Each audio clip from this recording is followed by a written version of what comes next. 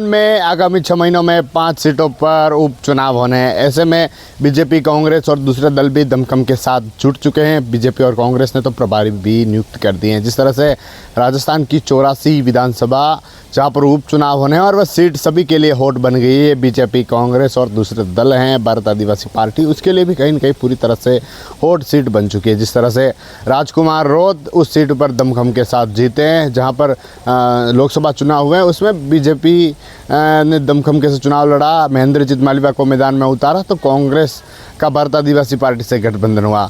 और गठबंधन इसलिए किया गया कि जो महेंद्रजीत मालविया जो कांग्रेस को छोड़कर भाजपा में गए थे उनको हराना था। यह बात जब कल 84 में उपचुनाव को लेकर कांग्रेस की बैठक थी तो बैठक में सामने आई कि उनको इस तरह के लिए गठबंधन हुआ। लेकिन जिस तरह से गठबंधन में कांग्रेस पूरी तरह से कमज़ोर हो गई, उनको हार का सामना करना पड़ा। उनके जो कार्यकर्ता थे उनको निराशा देखने को मिली। एक दिन पहले बैठक हुई, बैठक में जो पूर्व विधायक पुष्कर डांगी, रामलाल मीणा, ताराचंद बगोरा सहित कांग्रेस से जुड़े जो पदाधिकारी थे, जो प्रभारी थे, वह वहाँ पर पहुँचे थे और उन्होंने उस बैठक को संबोधित किया। और बैठक में बात सामने आई कि जो चुनाव हुए हैं, लोकसभा चुनाव, उसमें जिस तरह से भारत आदिवासी पार्टी का कांग्रेस से गठबंधन हुआ, लेकिन वह गठबंधन सिर्फ गठबंधन नहीं रह गया।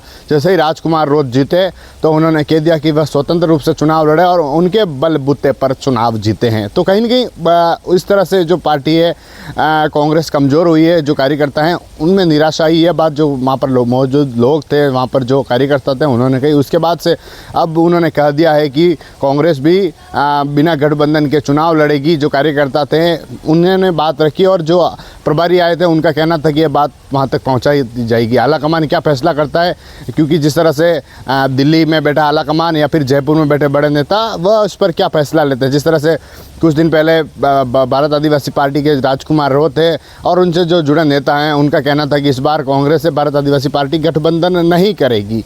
और अब कांग्रेस ने भी ये बात कह दी है कि उनका गठबंधन उनसे नहीं होगा, कांग्रेस का कार्यकर्ता चुनाव लड़ेगा और दमखम के साथ जीतेंगे। लेकिन बात यह है कि क्या चुनाव करीब हैं और अब भारत आदिवासी पार्टी और कांग्रेस को लेकर फिर से बड़े आलाकमान कोई फैसला लेते हैं। जिस तरह से विधानसभा के बाद लोकसभा चुनाव में देखने को मिला, पहले गठबंधन से जो स्थानीय कार्यकर्ता थे उन्होंने साफ तौर पर इनकार कर दिया था कि हम गठबंधन करने को राजी नहीं है। लेकिन जो बड़े नेताओं ने गठबंधन किया, उसके बाद एक तरफ कांग्रेस का कैंडिडेट तो दूसरी तरफ पार्टी का गठबंधन। और राजकुमार रोत ने कह दिया कि वह स्वतंत्र रूप से चुनाव लड़े हैं, बलबूते पर चुनाव जीते हैं। तो अब कांग्रेस के लिए चुनाव में उतरना भी ज़रूरी हो गया। कांग्रेस के जो कार्यकर्ता हैं उनमें कहीं की नाराज़गी थी, तो अब कहीं के फिर से चुनाव हैं और चुनाव में कांग्रेस ने तो वहाँ के जो नेता हैं उन्होंने तो कह दिया कि हम चुनाव लड़ेंगे भाई।